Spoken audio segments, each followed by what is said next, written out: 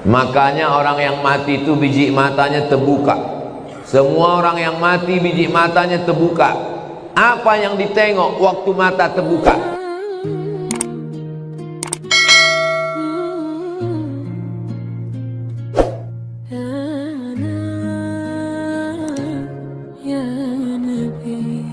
Assalamualaikum warahmatullahi wabarakatuh. Yang mau kita bahas subuh ini adalah perjalanan kita berikutnya. Kalau haus, minum. Kalau lapar, makan. Kalau kepanasan, hidupkan kipas, hidupkan AC. Kalau kedinginan, pakai jaket. Selalu ada langkah antisipasi. Nah, yang mau kita hadapi ke depan ini apa? Yang akan kita hadapi nanti adalah yang pertama, sakaratul maut. Apa yang perlu kita siapkan untuk sakaratul maut ini? Banyak orang menghadapi pensiun udah siap. Saya Pak Ustadz untuk pensiun ini udah saya siapkan 100 pintu kos-kosan Pak Ustadz. Banyak betul Pak, baru pintunya aja Pak Ustadz. Yakin betul dia malaikat maut itu datang setelah pensiun. Tidak salah, tak ada salahnya orang yang menyiapkan ruko, menyiapkan kos-kosan. Bagus, tidak salah. Itu ikhtiar. Tapi tak banyak yang mempersiapkan untuk sakaratul maut. Siap-siap untuk pensiun, belum tentu jadi. Belum tentu. Bisa jadi sebelum pensiun sudah mati. Tapi mati ini tidak kita siapkan pun pasti mati. Yang paling pasti dalam hidup ini adalah mati. Apa yang kita siapkan untuk sakaratul maut itu? A'udzubillahi minasyaitonir rajim. Innal ladzina qalu rabbuna Allah tsumma istaqamu. Orang yang selalu menyebut Allah kemudian dia istiqamah, tatanazzalu alaihimul malaikah, turunlah malaikat waktu dia mau sakaratul maut, waktu ruhnya mau keluar dari jasad, turun dua malaikat. Malaikat yang pertama berbisik, alla takhafu, jangan kau takut. Karena rupanya orang mau mati itu takut. Takut sakaratul maut, takut azab kubur, takut mungkar nakir, takut titian siratal mustaqim, takut hisab, takut neraka, takut. Maka datang malaikat membisikkan, alla takhafu, jangan kau takut. Perasaan yang kedua orang yang sakaratul maut itu, wala tahzanu, jangan sedih. Rupanya orang yang mau mati itu perasaannya sedih. Sedih meninggalkan rumah, sedih meninggalkan anak, sedih meninggalkan bini, sedih meninggalkan BPKB, STNK, surat tanah, akte notaris. Sedih. Apa kata malaikat? Wala tahzanu, jangan kau sedih. Takutnya hilang, sedihnya melayang. Waktu itu hatinya kosong. Ketika itu malaikat membisikkan yang ketiga. Apa kata malaikat?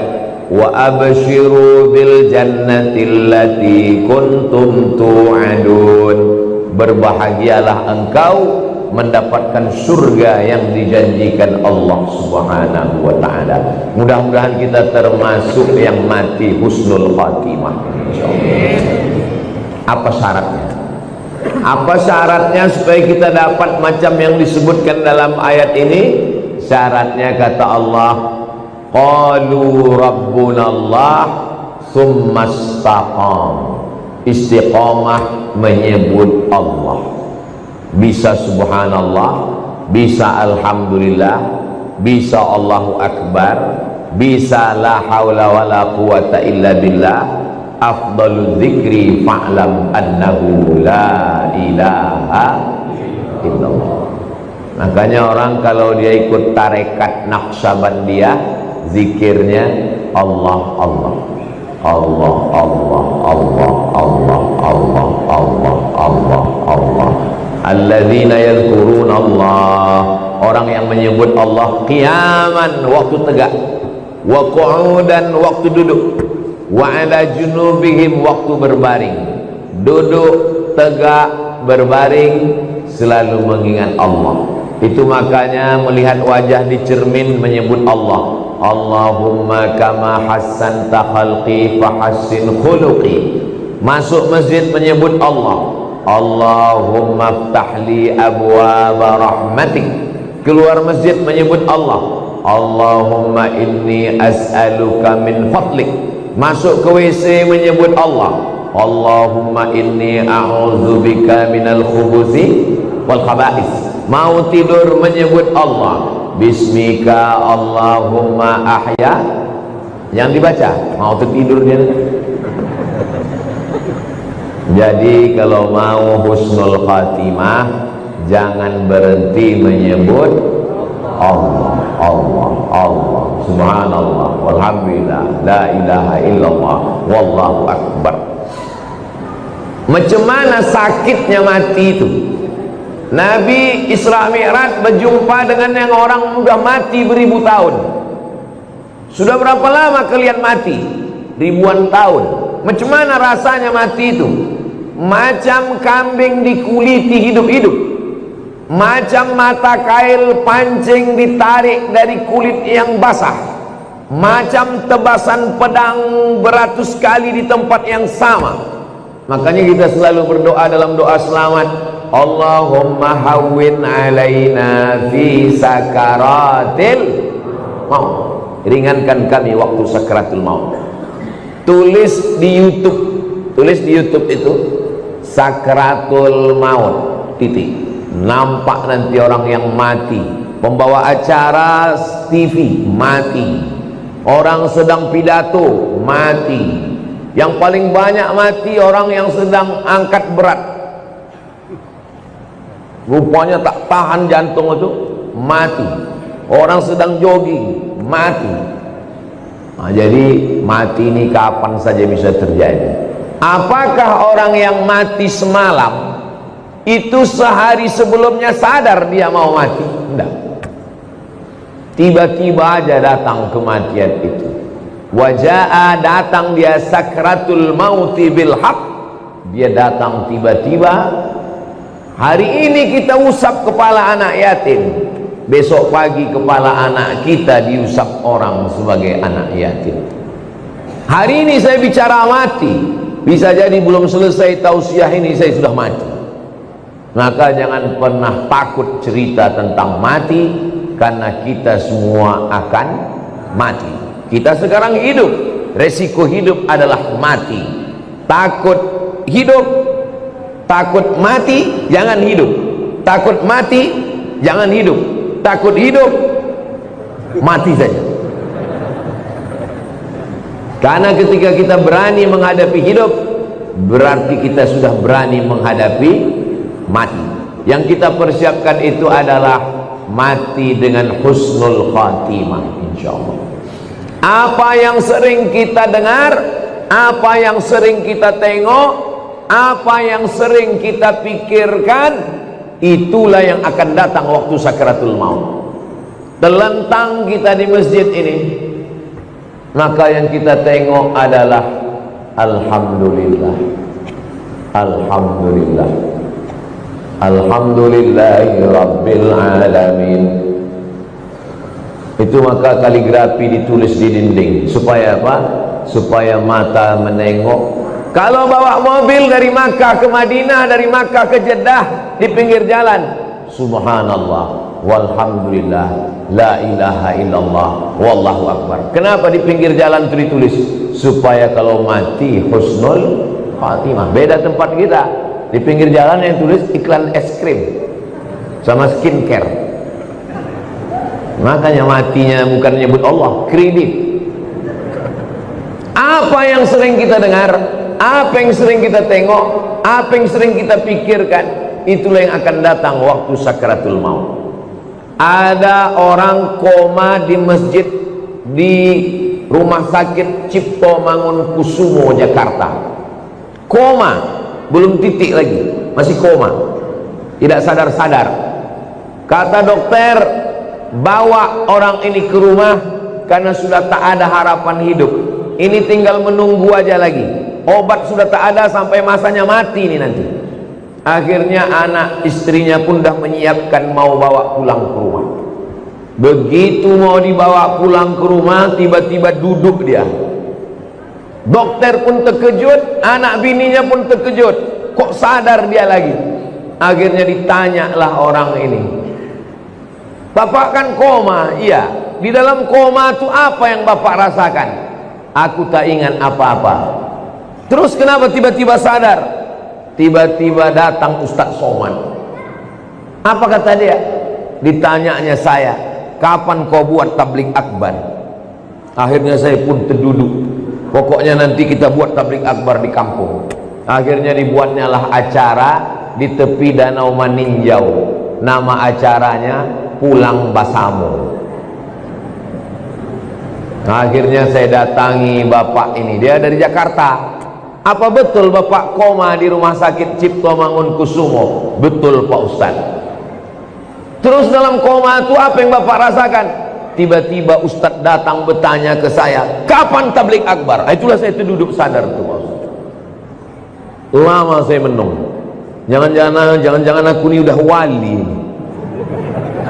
Dua gendangnya, kalau tak wali murid, wali kelas. Saya ini orangnya rasional. Saya selalu penasaran, kenapa bisa saya datang ke dalam komanya itu. Lalu saya tanya dia, "Bapak kalau pagi apa yang Bapak lakukan?" Saya hidupkan handphone, saya dengar tonton YouTube Ustaz. "Oh." "Kalau Bapak sampai di tempat kerja apa yang Bapak lakukan?" "Kalau sedang kosong saya tonton lagi YouTube Ustaz." "Kalau Bapak mau tidur malam apa yang Bapak lakukan?" "Sebelum saya tidur yang terakhir saya tonton adalah YouTube Ustaz." Baru saya paham, apa yang selalu ditonton itulah yang dibawa ke alam bawah sadar, itulah yang datang waktu tidur dan waktu koma, dan itu juga lah yang datang waktu husnul khatimah, insyaallah. Rasional, masuk akal. Tanyalah sama pakar-pakar psikologi, kenapa bisa itu yang terbawa-bawa. Makanya bapak-bapak pikirkan yang bagus-bagus aja, jangan pikirkan yang waktu SMP SMA dulu. Mau dia mengigau tuh bawa ke malam, tiba-tiba udah sambal belacan aja di muka. Maka saudaraku yang dimuliakan Allah subhanahu wa ta'ala, kalau yang kita pikirkan itu adalah akhirat, yang kita pikirkan itu adalah nama Allah, maka insya Allah kita semua mati dalam keadaan husnul khatimah. Nah, ruh kita keluar dari hembusan. Makanya orang yang mati itu biji matanya terbuka. Semua orang yang mati biji matanya terbuka. Apa yang ditengok waktu mata terbuka? Yang ditengok itu adalah ruh keluar dari mulut dan hidung. Dulu ruh itu masuk ke dalam jasad ini dihembuskan. Wa nafakhtu fihi min ruhi, aku hembuskan ruh. Rahaya ruhu, pergi berhembus. Ruh itu artinya pergi dan datang berhembus. Maka waktu datangnya berembus, perginya pun berembus. Ruh itu berjalan dari mulai ujung kaki sampai ke betis, naik ke lutut, naik ke paha, naik ke pinggang, terasa dingin, sejuk di kaki. Kalau ada bapak ibu yang udah merasa agak sejuk di kaki, tak lama lagi itu. Naik dia ke atas, naik dia ke atas, naik dia ke atas, keluar dia dari mulut, biji mata menengok ruh itu keluar, maka datang orang lain memejamkan mata kita. Bismillah wa ala millati Rasulillah, inna lillah wa inna ilaihi raji'un. Menggerakkan tangan ringan, menggerakkan lidah ringan. Yang paling ringan adalah menggerakkan kelopak mata. Inilah yang paling ringan. Tapi waktu kita sakratul maut, jangankan menggerakkan tangan, jangankan menggerakkan bibir, menggerakkan kelopak mata pun tak bisa. Terbuka. Bini yang katanya buah hati belayan jiwa pun takut memejamkan biji mata kita. Datang anak ke masjid memanggil tuan imam, Pak Imam, tolonglah datang ke rumah, ayah kami matanya tak tertutup-tutup dari tadi malam. Baiknya imam, padahal orang ini tak pernah datang ke masjid. Makanya masyarakat sini yang tak pernah datang ke masjidlah kalian. Untuk apa Ustaz sampaikan ini? Bukan orang ini datang, kirimkan video ini ke dia. Jangan sampai nanti akhirnya tuan imam yang datang ke rumah dia hanya untuk menutupkan kelopak matanya, dan akhirnya jenazahnya dibawa juga ke masjid. Seumur hidup ke masjid cuma 2 kali. Yang pertama akad nikah, yang kedua inna lillah. Mudah-mudahan kita istiqomah menghidupkan masjid ini insyaallah. Lalu kemudian setelah ditutupkan, kita pun ruh keluar dari jasad. Lalu kemudian kemana pergi ruh itu? Ruh itu dibawa oleh malaikat. Dalam hadis riwayat Imam Ahmad bin Hanbal, ruh dibawa di atas kain kafan dari cahaya. Lalu kemudian mengetuk pintu langit. Lalu kemudian malaikat yang menjaga pintu langit menengok ruh. Apa kata malaikat penjaga pintu langit? Inilah orang yang amalnya kami tengok 2 kali sehari. Habis subuh, malaikat yang menjaga di waktu malam datang membawa amal dia. Habis maghrib, malaikat yang menjaga di waktu siang datang membawa amal dia. Amalnya kami tengok 2 kali sehari, tapi orangnya baru ini kami jumpa. Itulah makna orang yang dirindukan oleh para malaikat.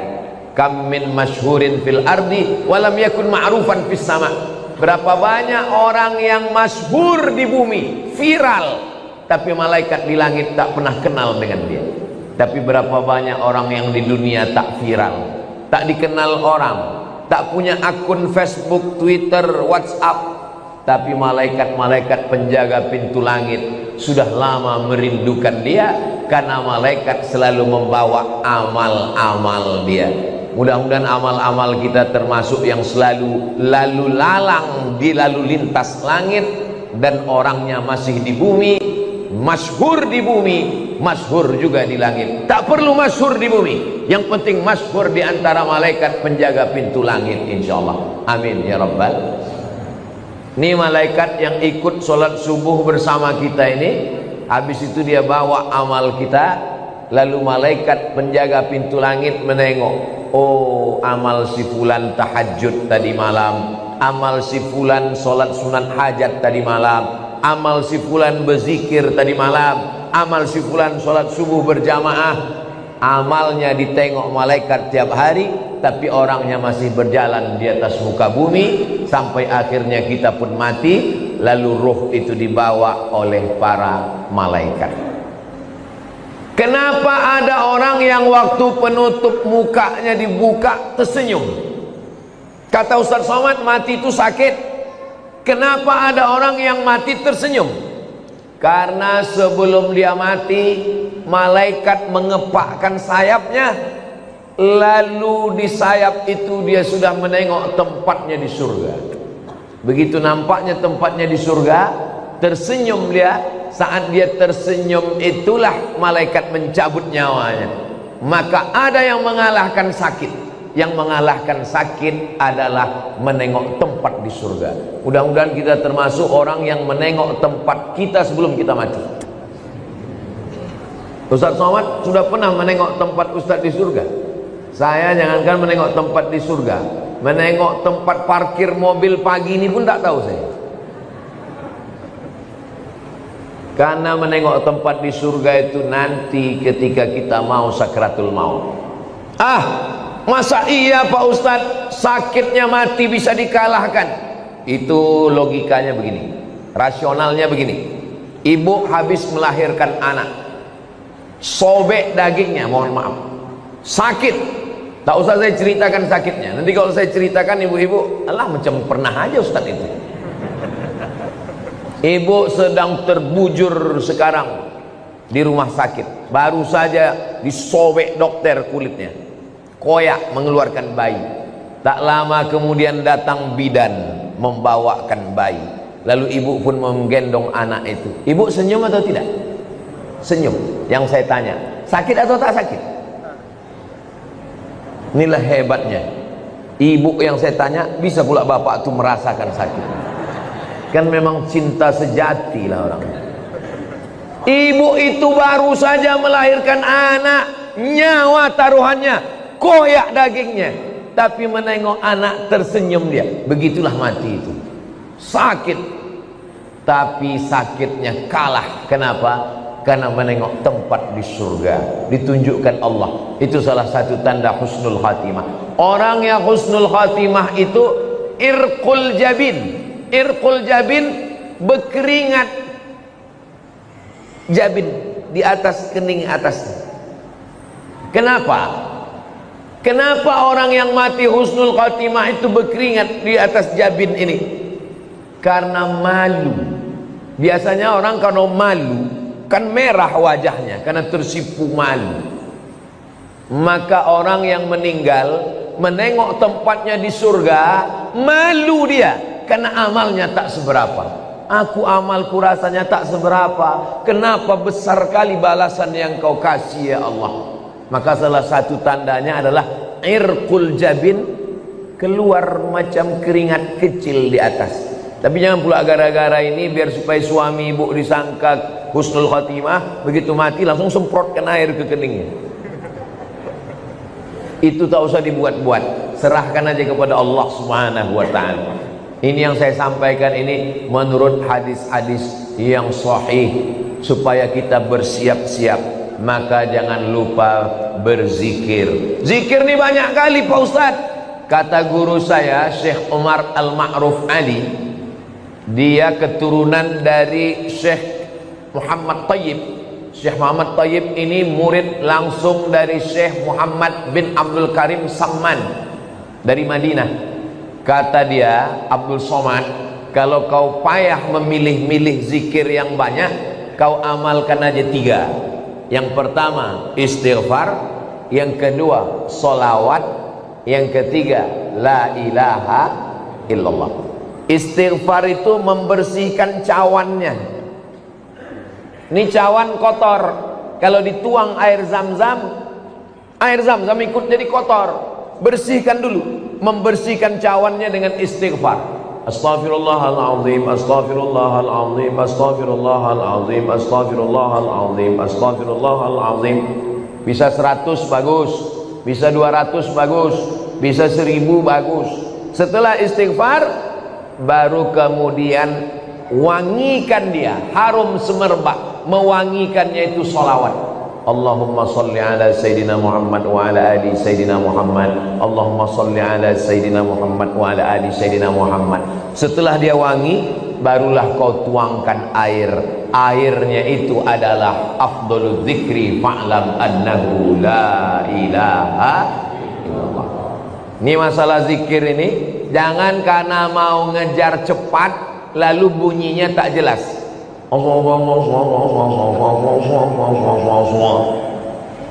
Astaghfirullahaladzim, astaghfirullahaladzim, astaghfirullahaladzim. Ada orang beristighfar pakai lagu.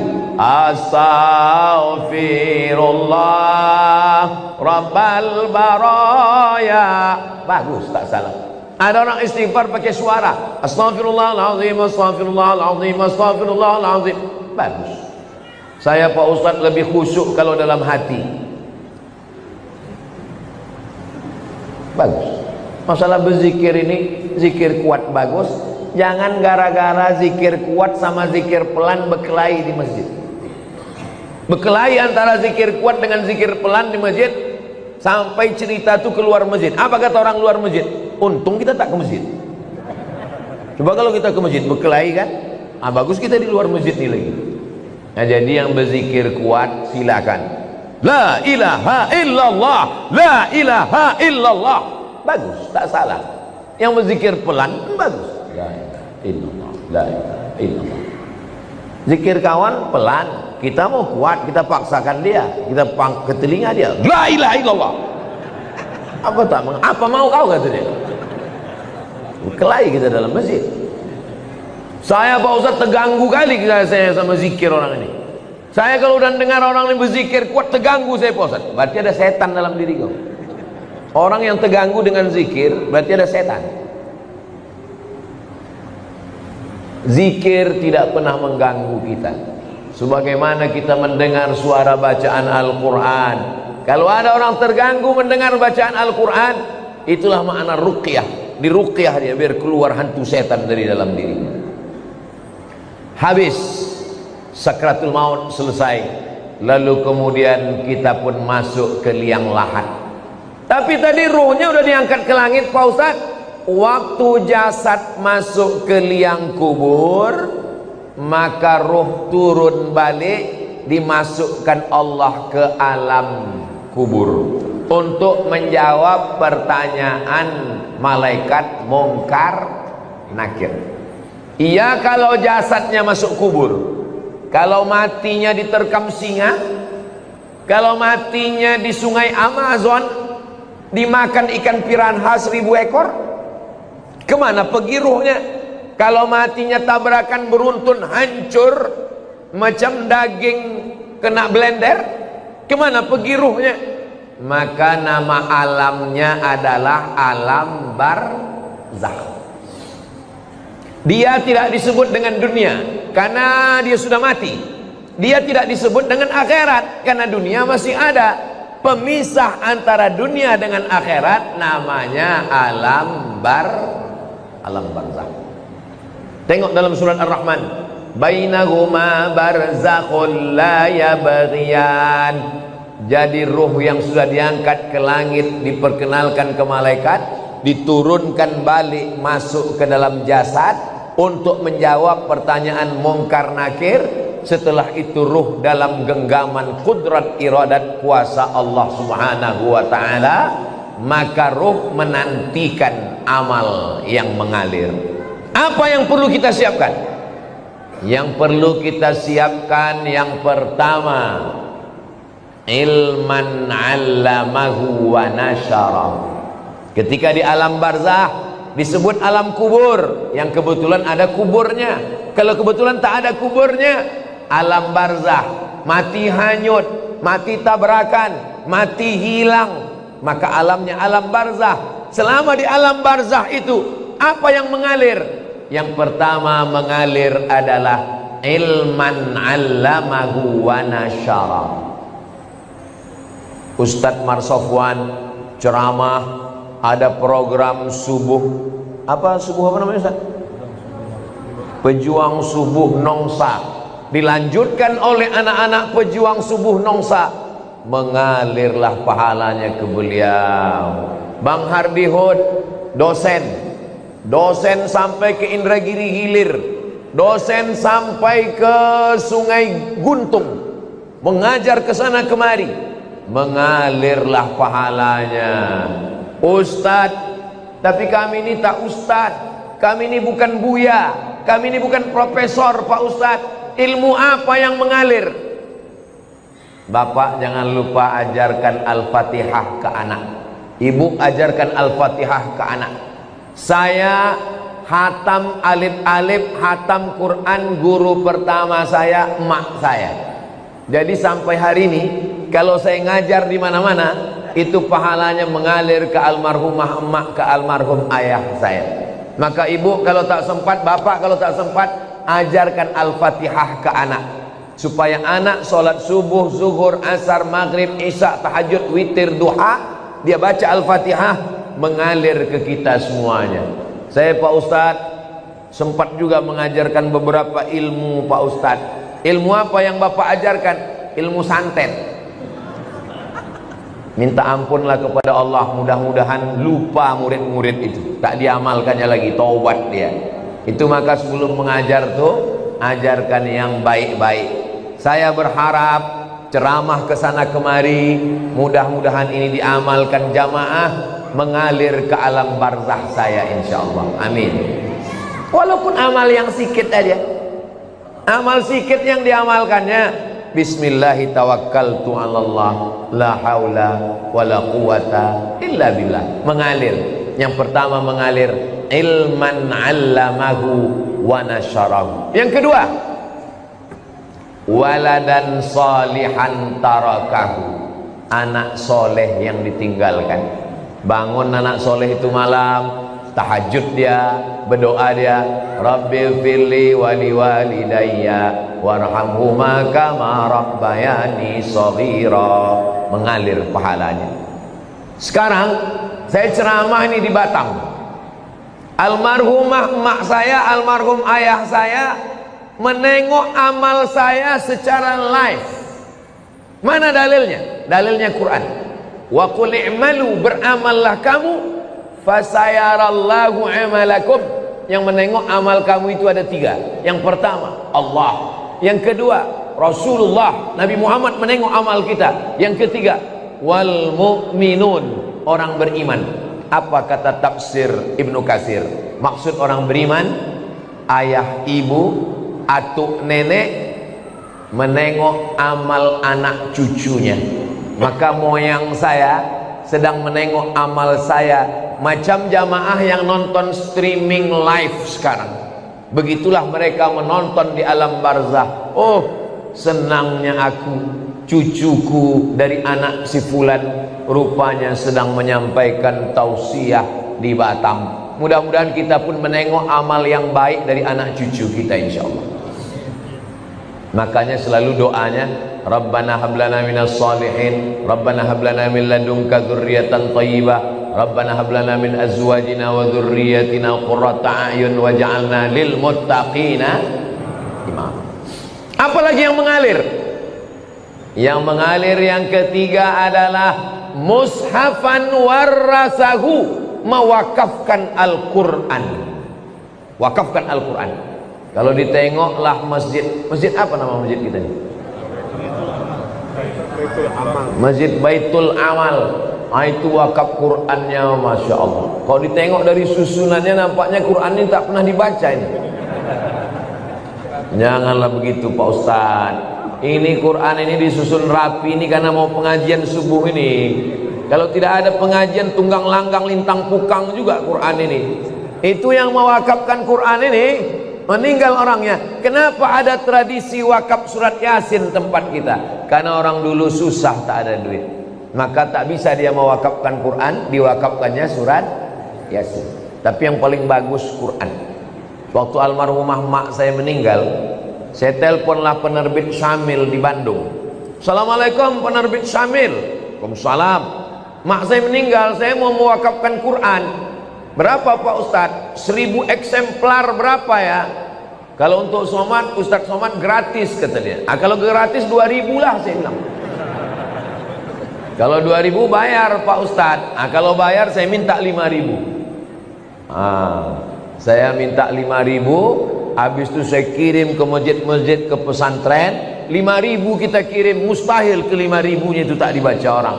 Makanya kalau kita di Masjidil Haram, Masjid Nabawi, keluar Masjidil Haram, di pintu masuk Zamzam Tower itu ada orang jual Quran. Haji, wakaf haji, wakaf haji, wakaf. Apa maksudnya itu? Mewakafkan Al-Quran. Tapi kata ulama, bukan cuma wakaf Quran, wakaf kitab fikih, wakaf kitab agama, wakaf kitab Riyadhus Shalihin, wakaf kitab, itu juga sampai kepada Allah, disampaikan Allah kepada kita.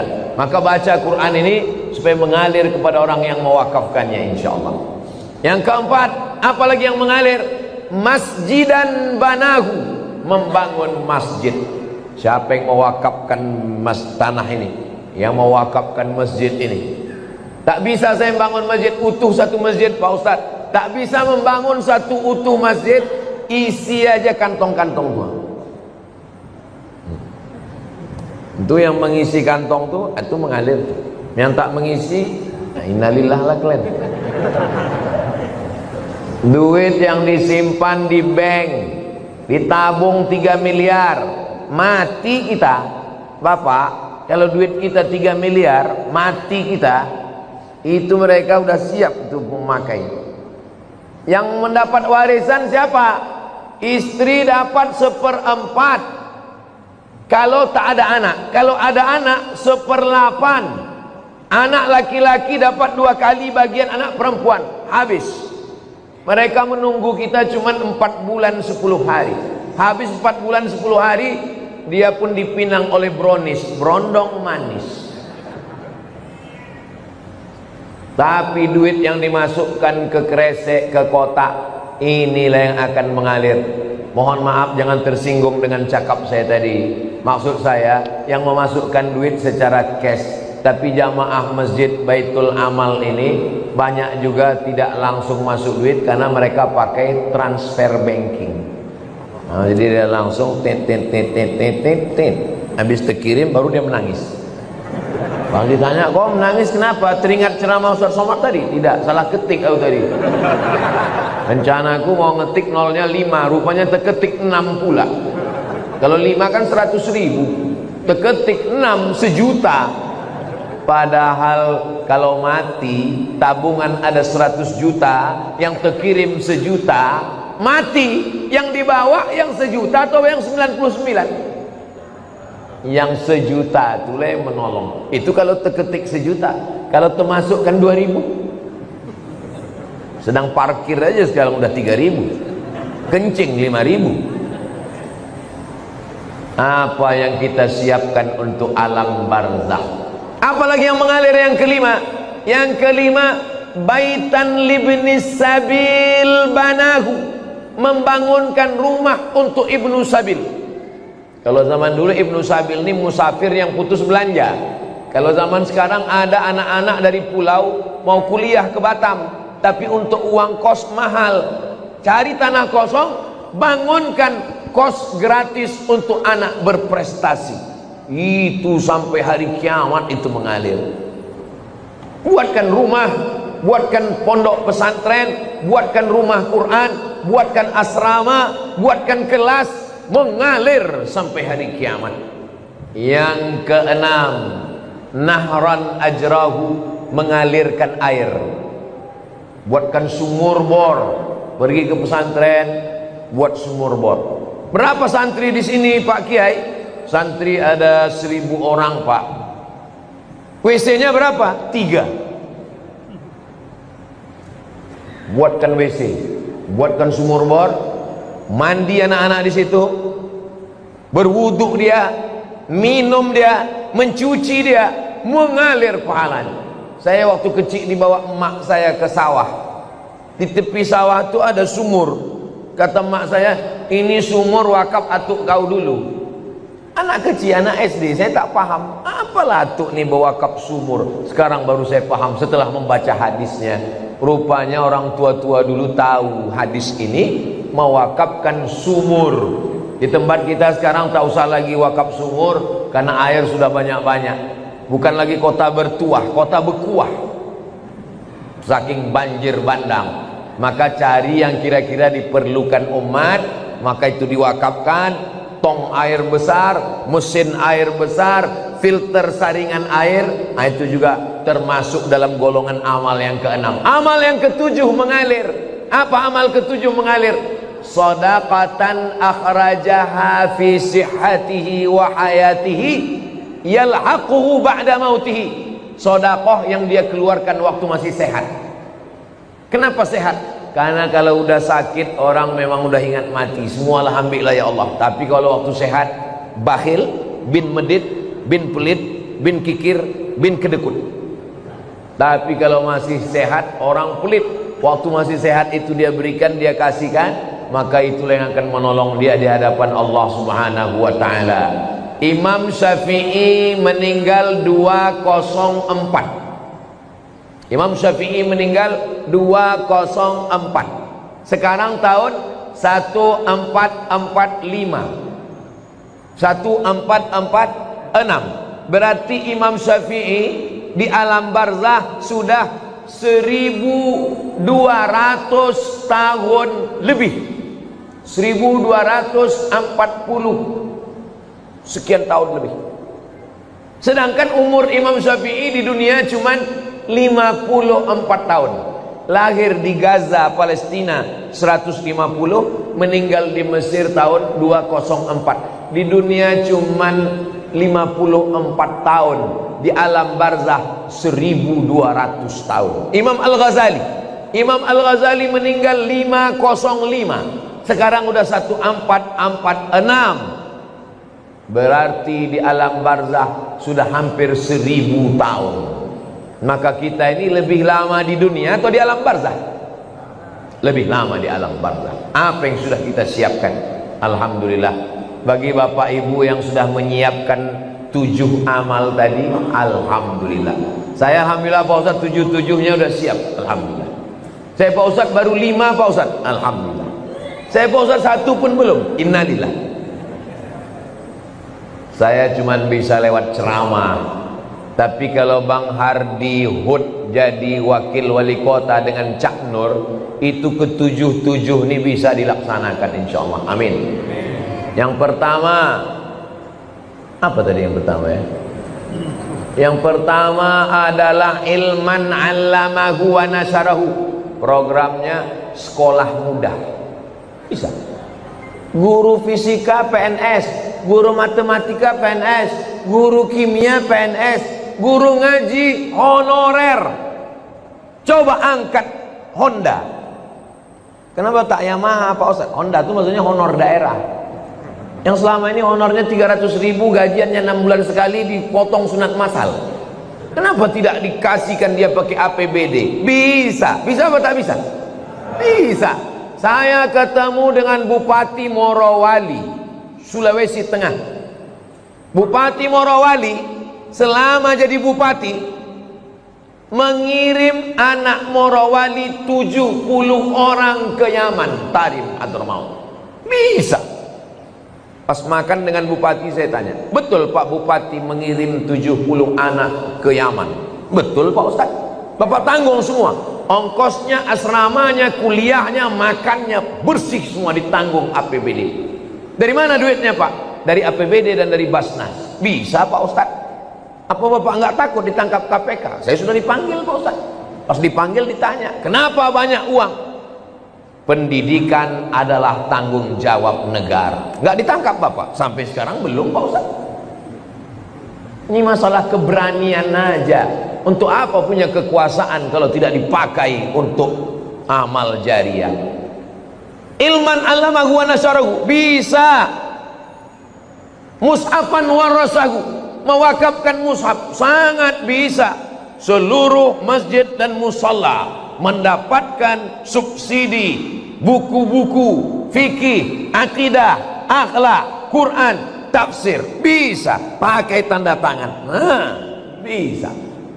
Kalau saya ceramah, berapa masjid lah yang bisa saya isi? Tapi kalau tim UAS ini kita dudukkan, maka insya Allah amal jariah ini kita pun juga akan mendapatkannya insya Allah.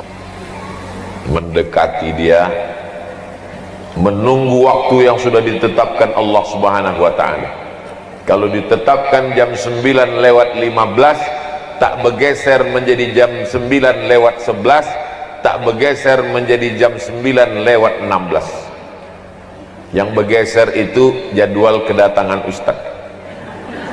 Jadwal kematian tak bergeser. Begitu sampai masa kematian, maka disentapkanlah nyawanya. Sekali sentap, sekali tarik. Waktu Nabi bertanya, macam kambing dikuliti hidup-hidup, macam tebasan pedang di tempat yang sama beratus kali, macam mata kail pancing yang sungsang diletakkan dalam kulit yang basah, ditarik, disentap. Kita tidak akan merasakan sakitnya sampai kita merasakan. Tak sesuai dengan cerita yang diceritakan orang, sampai kita merasakan. Yang pernah kena jahit, yang pernah operasi, yang pernah kena suntik, yang pernah mancing nyangkut pancing itu di kulit. Kalau ada kawan bertanya, Kau kemarin waktu kena pancing nyangkut tuh cuman rasanya? Tak usah ceritakan, bawa aja pancing, mari ku cucukkan kulit kau, biar tahu kau rasanya. Karena kata tak bisa mewakili rasa. Rasaku bukan rasamu. Lalu kemudian ruh tadi keluar dari jasad. Setelah roh keluar dari jasad, dibawa oleh malaikat. Baunya busuk. Semua malaikat-malaikat yang mencium bau itu bertanya, roh siapa itu? Roh siapa itu? Malaikat itu menjawab, inilah ruh si tuyul anak setan. Disebutkan nama bapaknya. Bapaknya malu, atuknya malu, unyangnya malu, buyutnya malu, kakek nenek moyangnya malu karena punya cucu seperti dia. Jahat, busuk. Lalu kemudian dikatakan ke pintu-pintu malaikat yang menjaga pintu langit, la tufattahu lahum abwabus sama, tak dibukakan pintu-pintu langit. Lalu kemudian sampai masanya Allah berfirman, tuliskan dia sebagai penghuni Sijjin. Tempat orang yang jahat itu namanya Sijjin. Lalu kemudian dikumpulkanlah dia bersama ruh orang-orang yang jahat. Sijjin. Insyaallah mudah-mudahan kita tak masuk di situ insyaallah. Itulah mengapa kita disuruh sebelum salam minta perlindungan dari 4. Allahumma inni a'udzubika min azabi jahannam wa min azabil qabri wa min fitnatil mahya wal mamat wa min syarri fitnatil masihid dajjal. Kata Allah Subhanahu wa taala, balikkan ruhnya yang busuk tadi ke dalam jasadnya untuk merasakan azab kubur. Datang malaikat membawa palu godam yang besar, dipukulkan ke jasadnya, masuk ke dalam tanah saking kuatnya sampai ke lapisan bumi ke-7, dinaikkan balik ke atas, begitulah seterusnya. Maka kita selalu meminta kalau dicabut nyawa, Allahumma hawwin alaina fi sakaratil maut. Itulah mengapa kita meminta kalau sudah dikuburkan, meminta supaya Allahumma inni a'udzubika min azabil qabri. Itulah mengapa kita kalau lewat di pemakaman selalu meminta, assalamualaikum ya ahlad diyar minal mu'minin wa inna insyaallahu bikum lahiqun yarhamullahul mustaqdimina wal mustakhirin nas'alullah lana walakumul afiyah. Yang tak hafal doa yang panjang baca doa pendek, assalamualaikum ya ahlal kubur. Yang tak hafal doa pendek, gerak-gerakkan aja mulut. Jangan sampai mulut diam waktu lewat kubur. Lalu bagaimana kalau orang mati diterkam harimau? Bagaimana kalau orang mati dimakan buaya? Bagaimana kalau orang mati di sungai Amazon dimakan ikan piranha? Bagaimana kalau orang mati jasadnya dibakar? Bagaimana kalau orang mati naik pesawat meledak, meletus, habis terbakar? Allah Maha Kuasa. Maka alam itu disebut dengan alam barzakh. Dia tidak disebut akhirat karena dunia belum kiamat. Dia tidak disebut dunia karena dia sudah mati. Pemisah antara dunia dengan akhirat disebut dengan alam barzakh. Lalu kemudian jasad pun dimasukkan ke liang lahat. Liang lahat itu ada 2 model. Pertama di tengah, kedua di samping. Setelah tanah digali, dilobangi samping. Setelah dilobangi samping, diletakkan jenazah itu di dalam. Kalau tanahnya tanah pasir, tanah gembur, tanah yang tak bisa digali, tanah turun ke bawah, maka digali di tengah. Setelah lubang, dibuat lagi lubang kecil di tengah, dimiringkan jenazah, dibuka penutup wajahnya, dibuka ikat pocong di atas, lalu ditempelkan hidung ke dinding tanah. Hidung tempelkan ke dinding tanah, jarak pandangan tak sampai sejengkal dengan dinding. Dibukakan penutup wajah, anak-anak kita ajarkan, nanti kalau aku mati nak, kaulah yang meletakkan aku di liang lahat, kau buka ikat kepalaku, kau buka kain penutup wajahku, lalu kau tempelkan hidungku ke dinding. Kalau mau tidur malam, kebetulan tempat tidurnya di samping dinding, coba tempelkan hidung nih ke dinding, miring ke arah. Begitulah agaknya, matikan lampu, tempelkan hidung ke dinding. Kalau nanti malam jam 2, jam 3 terbangun, tengok masih lagi di kamar, alhamdulillahilladzi ahyana ba'da ma amatana wa ilaihin nusyur. Bangunlah ke kamar mandi, berwudu untuk tahajud, karena sampai nanti masanya, waktu dibukakan mata gelap, bukan lagi di kamar, tapi sudah terdengar suara marrabbuka. 5 hari pertama, begitu ruh keluar dari jasad, maka jantung berhenti berdetak. Yang menyemburkan darah dalam badan Abdul Somad ini jantung, berdenyut berdetak sebelah kiri.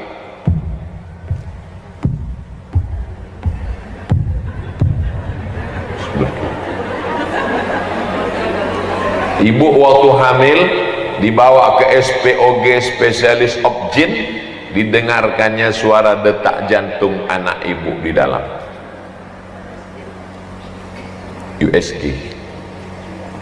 Kalau ibu punya kawan di puskesmas, punya alat dengar itu, coba dengarkan sendiri jantung. Cuman kalau jantung saya, kalau ada yang cepat, itu berarti kreditnya banyak.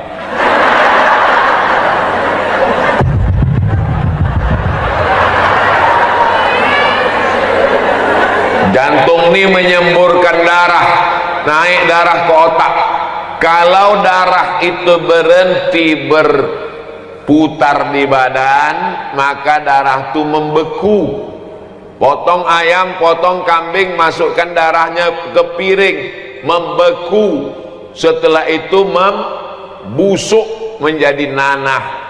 Maka selama 5 hari, darah pun mulai menggumpal, kulit badan berubah dari hijau biru mulai ke hitam, membengkak, usus di dalam pun mulai membengkak. 6 sampai 10 hari, perut pun pecah, biji mata pun keluar, darah keluar dari hidung dan telinga, lidah pun menjulur, rambut pun lepas dari tengkorak kepala, lalu kuku-kuku pun copot, lalu kemudian pecahlah kulit-kulit. Binatang yang paling tajam hidungnya, tak punya mata, tak punya telinga, tak punya tangan, tak punya kaki. Binatang itu namanya cacing. Cacing bisa mencium bau dari jarak 1 kilometer. Tidak ada makhluk yang paling busuk melainkan makhluk bernama manusia. Itulah mengapa kita tidak mati pakai baju kesayangan kain sutra, kita tidak pakai jas dasi dan sepatu, karena bagi kita lebih baik itu dipakai orang hidup, bermanfaat, disedekahkan sebagai amal jariah. Sedangkan kita hanya dibalut dengan kain kafan. Lalu kemudian mana kebanggaan yang dibangga-banggakan dari mulai ujung rambut sampai ke ujung kaki? mana wajah yang glowing, mana rambut yang tak pernah kena ketombe, mana kuku yang sekali salon 3 juta satu kelingking, mana kaki yang selalu habis duit untuk mencabut bulu kaki, mana tumit yang tak pernah retak-retak, mana bibir merah delima, pipi macam pauh dilayang, rambut bakma yang terurai. Semuanya menjadi santapan cacing. Minha khalaqnakum, dari tanah kau kami ciptakan, kepada tanah kau kami kembalikan. Wa minha nu'idukum taratan ukhra, dari tanah pula nanti kau akan kami bangkitkan. Datanglah belatung, datanglah ulat, memakan daging-daging, darah-darah, tinggal tulang belulang. Kalau sudah jadi tengkorak, tak ada beda antara orang cantik dengan orang yang jelek, tengkoraknya sama. Lama kelamaan tulang-tulang itu pun habis, hilang. Yang tinggal cuman satu, tulang ujung ekor sebesar ibu jari. Itu yang tak hancur dimakan tanah. Itulah nanti yang ditunjuk, innama amruhu iza arada syai'an ayaqula lahu kun fayakun. Hidup balik ke atas. Tapi jangan gara-gara ini ibu tak bersisir besok ikut pengajian, tiba-tiba datang kawan ke rumah, assalamualaikum, salam, buka pintu macam singa bangun tidur. Kenapa kau tak bersikat? Kenapa kau tak bersisir? Kenapa kau tak bersampo? Kata Ustaz Somad, 5-10 ini pun lepas nanti tegur. Bukan itu maksud saya. Jangan habiskan waktu untuk bersisir sampai lupa sholat duha. Itu yang maksudnya. Jangan habiskan waktu untuk berkutek sampai lupa subhanallah walhamdulillah wa la ilaha illallah Allahu akbar. Jangan habiskan waktu risau karena ingin menghilangkan retak-retak di tumit sampai lupa melangkahkan kaki ke pengajian majelis taklim. Jangan asik mengurus apa namanya? Saya selalu silap antara ini sama ini. Yang alis yang mana? Alis. Yang bulu mata? Asik menengok bulu mata lentik sampai lupa menengok baca Yasin malam Jumat surat Al-Kahfi. Asik menengok kuku panjang kurang bengkok, dibengkokkan patah pula. Sampai-sampai lakinya pun ragu membedakan, ini kucing apa bini aku. Karena semua ini akan menjadi fiksi. Sekarang orang yang hidup berkata malaikat mungkar nakir itu fiksi, khayalan semata. Alam kubur itu fiksi, khayalan semata. Amal soleh balasan pahala itu fiksi, khayalan semata. Tapi begitu kematian datang, malaikat maut mencabut nyawa, maka sesungguhnya yang sekarang inilah menjadi fiksi, menjadi tak nyata. Sekarang ini suami ibu nyata atau tak nyata? Nyata. Anak nyata tak nyata? Nyata. Rumah nyata apa tak nyata? Nyata. Yang tak nyata itu malaikat mungkar nakir, tak nyata. Alam kubur tak nyata. Kematian tak nyata. Dosa pahala tak nyata. Tapi nanti begitu kita mati, berbalik, pahala nyata, mungkar nakir nyata, alam barzah nyata. Yang sekarang nyatalah yang menjadi tak nyata. Suami sudah diambil bininya yang baru. Cincin, gelang, subang, rantai, anting sudah dijual mereka ke toko emas, berbagi-bagi. Anak ibu menangis, cincin emak aku, tapi menantu ibu garang. mati kok kan mak.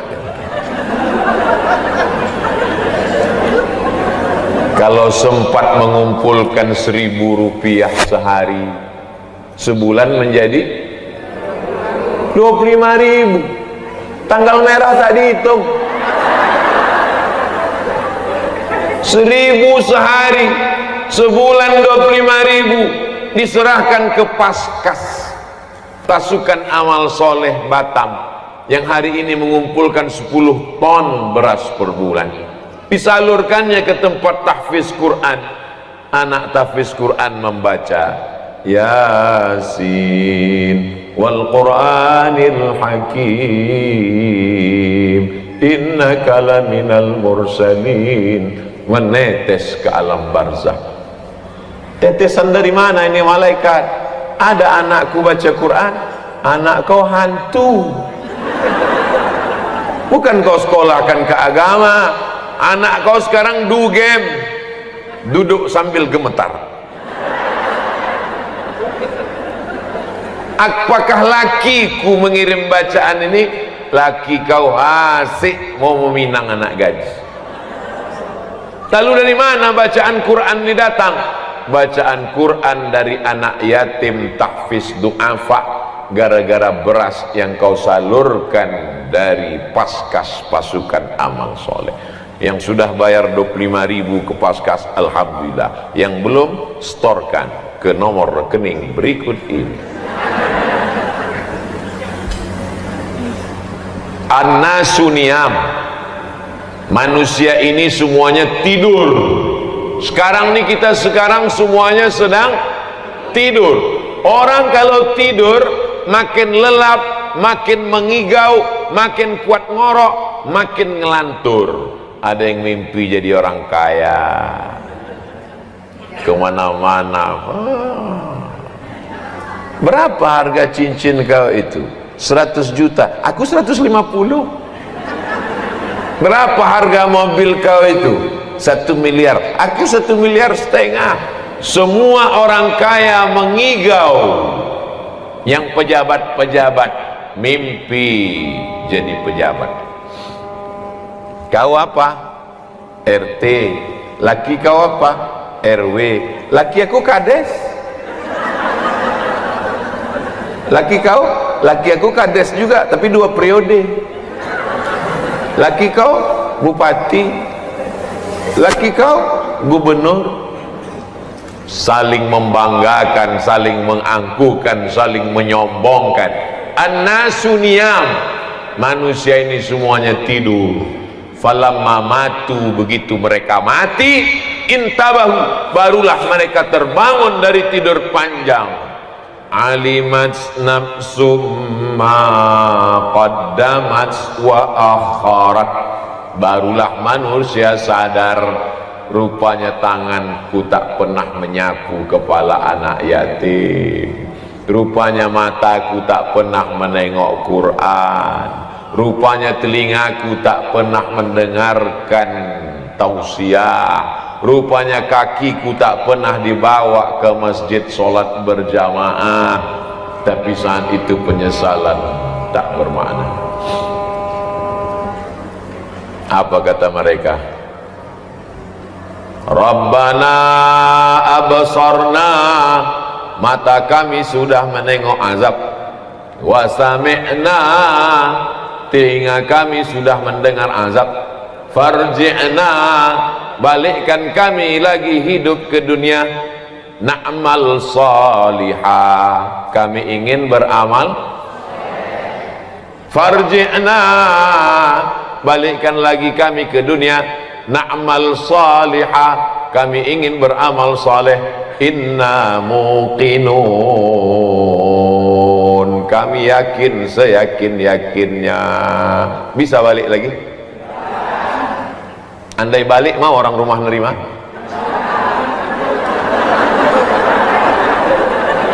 Andai balik sesudah 10 hari, hidung tanggal, biji mata keluar, rambut mengelupas, kuku copot, diketuk pintu, datanglah laki buah hati belayan jiwa. Ustadz dari tadi menggambarkan yang mati bini aja, balik kenapa? Oke, kita balik. Sekarang laki yang mati. Baliklah laki ibu yang sudah mati, yang dulu rambutnya ganteng bukan main, burung terbang jatuh saking terpukau, bukan licinnya, saking terpukau. Sekarang dia datang dengan rambut kepala lepas, biji mata tanggal, kuku copot, lidah menjulur, kulit hancur. Diketoknya pintu. Assalamualaikum. Ibu buka pintu. Ada ibu mengatakan, abang duduk bang ya. Ada. Hantu.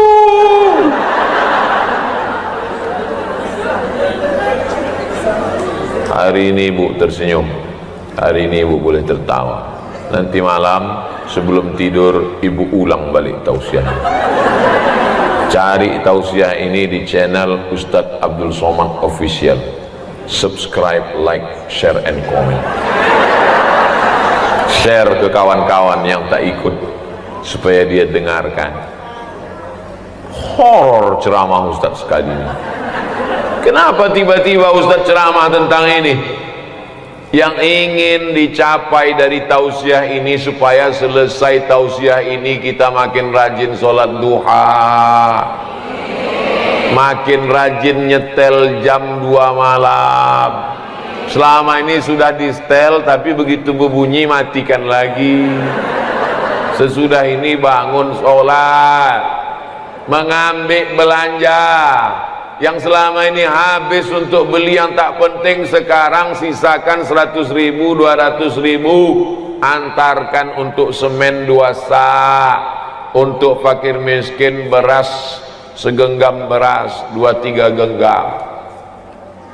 Itu tujuan pengajian ini. Selama ini lidah asik mencakapkan orang lain, aib orang lain.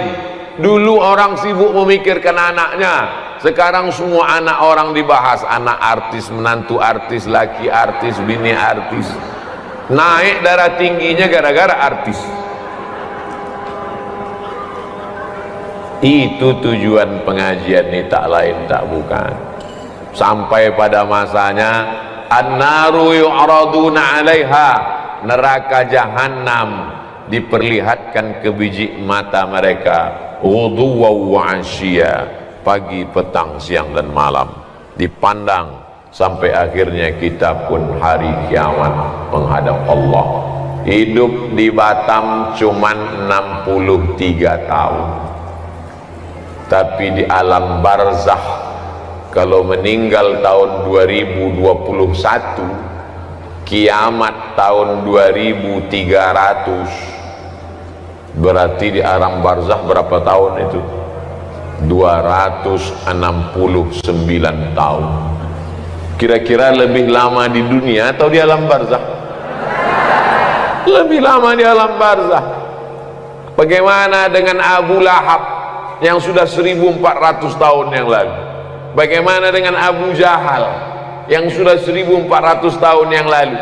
Hidupnya di dunia cuma 63 tahun, tapi azab kubur yang dirasakan pagi, petang, siang, malam, pagi, petang, siang, malam, pagi, petang, siang, malam.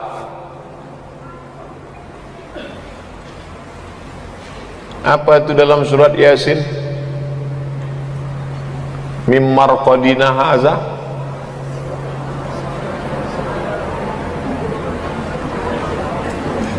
mim marqadina haza. Hah? Mawadda'aka rabbuka wa ma qala. Apa mim marqadina haza?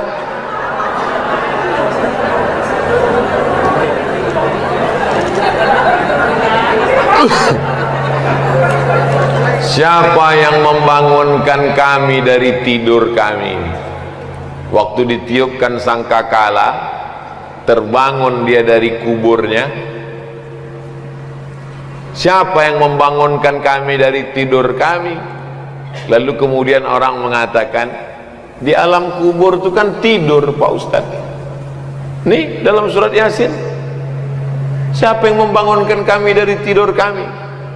Sakingkan beratnya azab di akhirat, maka seolah-olah azab kubur itu ringan seperti tidur. Hadza ma wa'ada ar-rahman wa sadaqal mursal. Inilah yang sudah dijanjikan Allah, bahwa kau akan mati, kau akan diazab, dan kau akan menghadap Allah subhanahu wa ta'ala. Ketika menghadap Allah, sanggupkah kita ini nanti berkata-kata membela diri? Tidak, mulut terkunci. Al-yawma nakhtimu ala wa tukallimuna aydihim wa tashhadu arjuluhum bima kanu yaksibun. Apakah anak bisa menolong? Yauma yafirrul mar'u min akhihi, saudara kandung lari, wa ummihi wa abihi wa sahibatihi wa banihi. Akhi lari, ummi lari, abi lari, sahibati lari, wa bani. Likulli imri'in minhum yawma idzin sya'nu yughni.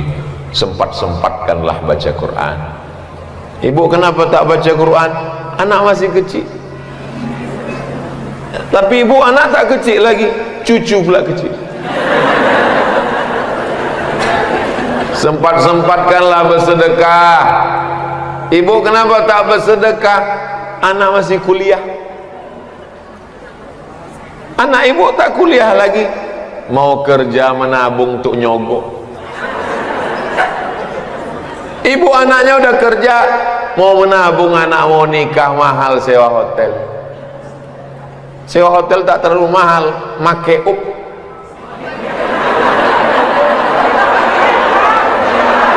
Tapi ibu anak udah nikah, kemarin saya datang walimah, kenapa tak bersedekah? Cucu pula mau lahir. Sempat-sempatkan, karena sampai masanya nanti tak sempat-sempatkan sholat duha, sempat-sempatkan sholat tahajud, sempat-sempatkan sholat witir sebelum tidur malam. Tak sempat sebelum tidur di tengah malam, tak sempat tengah malam menjelang subuh sebelum azan subuh. Sempat-sempatkan afdalu zikri fa'lam annahu la ilaha. Karena sampai masanya nanti waktu ada, tapi kesempatan tak ada, karena ruh sudah keluar dari jasad. Ditanya Allah lah sama orang-orang mati itu, hai orang mati, mau kau hidup lagi?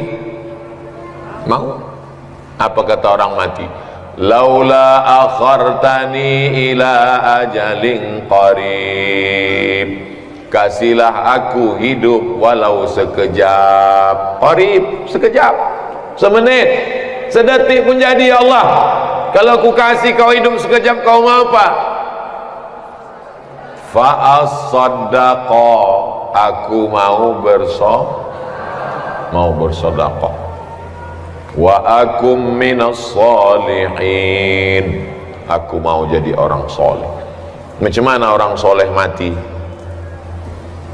Datanglah malaikat, wajahnya bercahaya. Nanti kalau pas kita mau mati itu datang emak kita, jangan ikut. Pas ibu terbaring di ruang ICU, datang almarhumah emak, jangan ikut. Datang almarhumah ayah, jangan ikut. Datang almarhum suami, jangan ikut. Datang almarhum anak, jangan ikut. Sampai datang malaikat bercahaya terang benderang. Datang malaikat bercahaya terang benderang, membawa kain kafan yang terang benderang. Ditunggunya ruh kita keluar dari jasad, macam air menetes dari ujung daun. Air berembun subuh menetes dari ujung daun. Lembut apa keras? Lembut. Daun sirih menetes air dari ujung daun. Begitulah ruh itu keluar, ditampung pakai kain kafan. Apa kata malaikat memanggil? Ya ayyatuhan nafsul mutmainnah, wahai jiwa yang tenang, irji'i ila rabbiki radiyatan mardiyah, baliklah engkau menghadap Allah dalam keadaan ridha. Allah sudah meridhai engkau. Fadkhuli fi ibadi, hamba-hambaku yang soleh sudah menunggu kamu. Wadkhuli jannati. Lalu kemudian ruhnya dibawa oleh malaikat. Semua malaikat bertanya, ini siapa? Kenapa harum semerbak? Nabikah dia? Bukan. Siapa dia? Malaikatkah dia? Tidak. Kenapa dia harum semerbak? Karena dia si fulan, anak si fulan, orang baik dari Batam. Amin. Dibukakan pintu langit, lalu kemudian malaikat-malaikat menyambut dia. Lalu kemudian apa kata Allah Subhanahu wa taala? Masukkan dia dalam golongan illiyin. Orang yang baik tempatnya illiyin, orang yang tak baik tempatnya sijjin. Boleh tanya Pak Ustadz? Boleh. Saya ini kadang-kadang baik, kadang-kadang tak baik.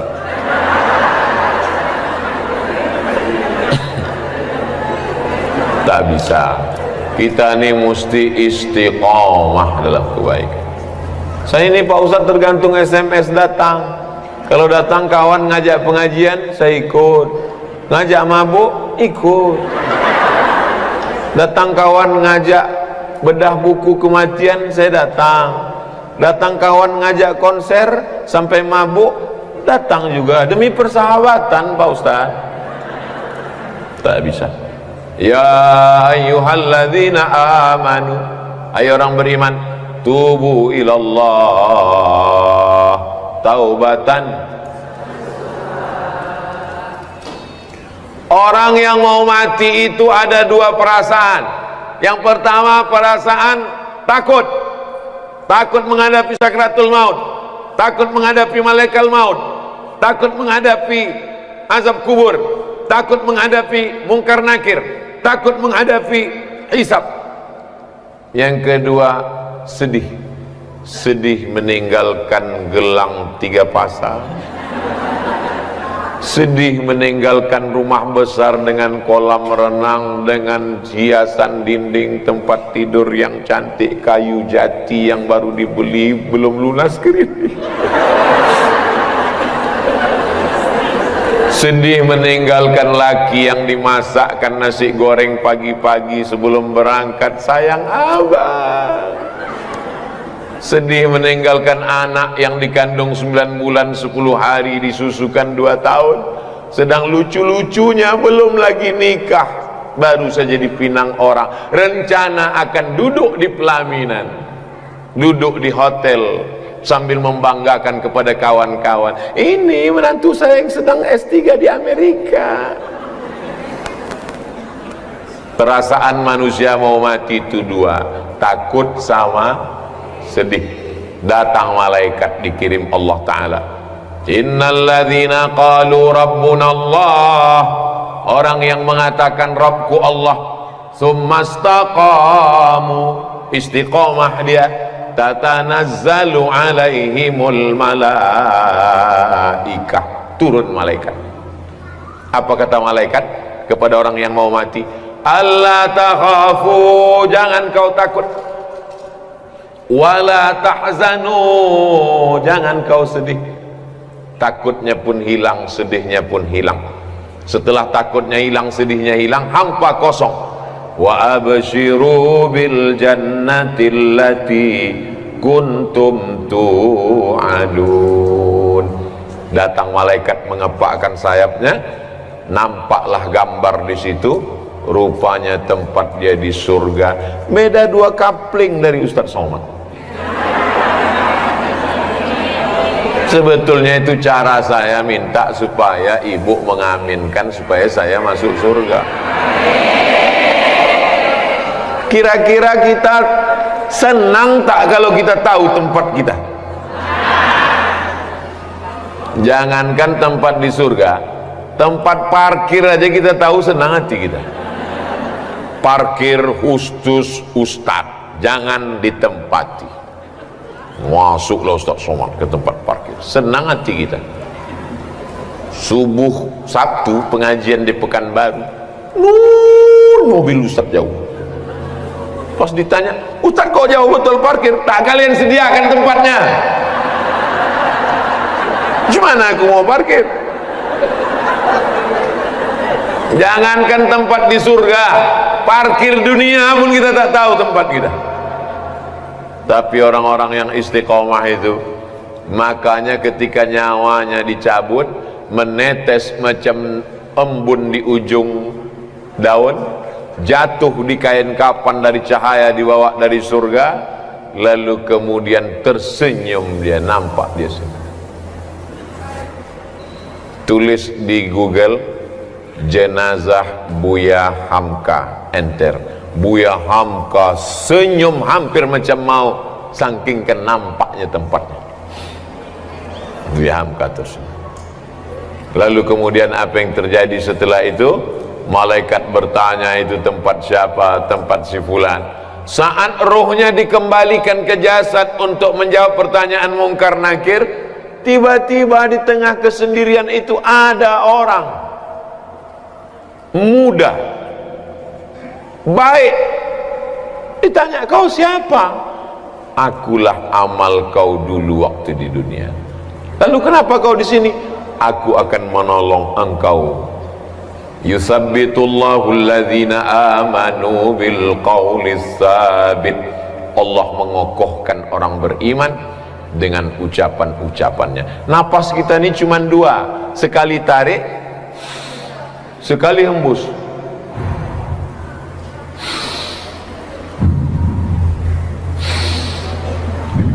Kalau mau mendengar cemana bunyi nafas kita, diving, menyelam ke dalam laut, pasang alat selam, kedengaran suara kita.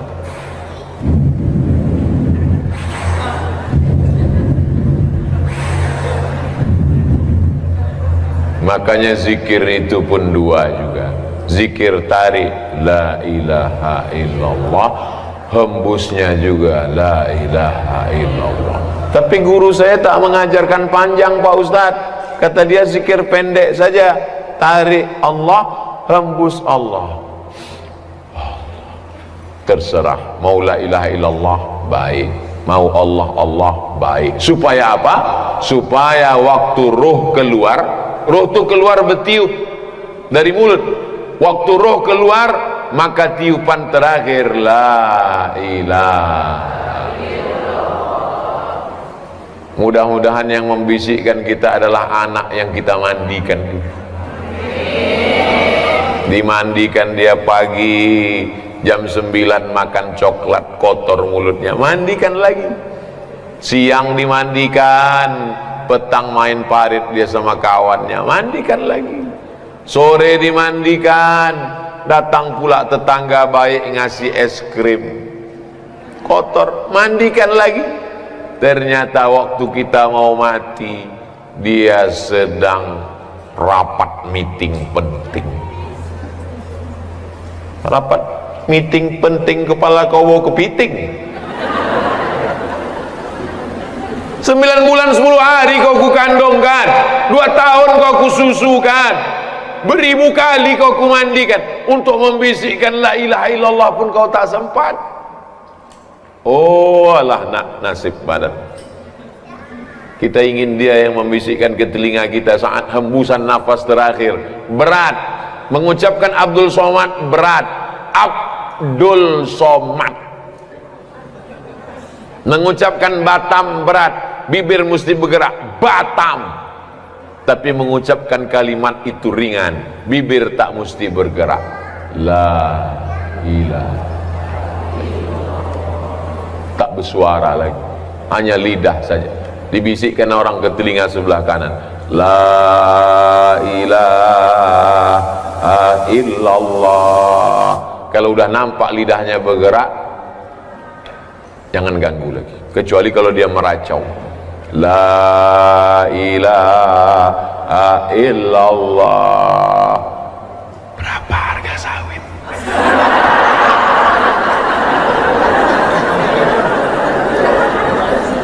La ilaha illallah. Surat rantai mana?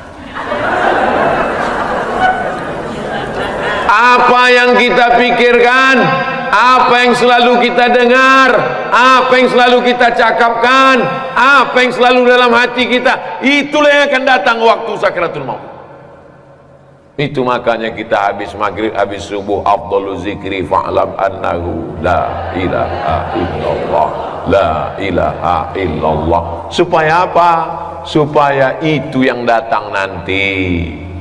Waktu pesawat kena turbulence, bergoncang, semua orang akan mengucapkan yang sering dia cakapkan, oh my God, ya Allah, ya Rasulullah, copot. Di saat genting, itulah yang akan datang, itulah yang akan menolong, itulah yang akan ucapan terakhir. Allahumma ja'al akhira kalamina, jadikan akhir kalam kami, indan tihai ajalina, ketika ajal kami sampai, kalimat yang terakhir keluar dari mulut kami, la ilaha illallah. Bebisik anak ke telinga sebelah kanan, ayah, oma, la ilaha illallah. Lidah pun bergerak, keluar ruh, mata menengok ruh itu keluar, mata menengok ruh itu keluar, itu maka orang meninggal itu matanya melotot karena menengok ruhnya keluar, lalu dipejamkan oleh anak yang soleh. Mudah-mudahan kita mati dalam keadaan husnul khotimah, dipelihara Allah. Habis tinggal cerita masa lalu. Rumah itu kita yang membeli tanahnya, kita yang mencari arsiteknya, kita yang memilih warna keramiknya, kita yang membuatkan tamannya. Tapi begitu kita mati 24 jam, tidak sejengkal pun lantai di rumah itu yang bersedia menjadi tempat kita. Ketika orang bertanya, itu kamar siapa? Kamar bapak. Bapaknya ada di dalam? Dulu. Itu kamar siapa? Kamar ibu. Dulu. Apa kata anak menantu? Rumah ini terlalu besar untuk kita, bagusnya kita jual aja. Rumah tinggal kenangan. Tapi kalau anak menantu soleh, apa kata mereka? Rumah ini jangan kita jual, kita jadikan rumah Quran hajjah. Takut nanti saya sebut nama, nama aku. Akhirnya anak-anak pun mengajilah di situ. Habis sholat subuh anak mengaji, habis sholat zuhur anak mengaji. Saya buatlah yayasan hajjah rohana. Anak-anak mengaji 25 orang gratis. Habis sholat subuh ngaji, habis zuhur ngaji, habis asar ngaji, habis maghrib ngaji, habis isya ngaji, sampai malam sebelum jam 10 malam ngaji, jam 4 subuh bangun tahajud. Karena saya merasa tak sempat saya senangkan almarhumah, tak sempat saya buat dia bahagia. Gara-gara asik selalu saya pergi ke sana, pergi ke sana, pergi ke sana, pergi ke sini. Saya pikir umurnya panjang. Saya tengok sehat, nantilah lama lagi mak ini nampaknya sehat.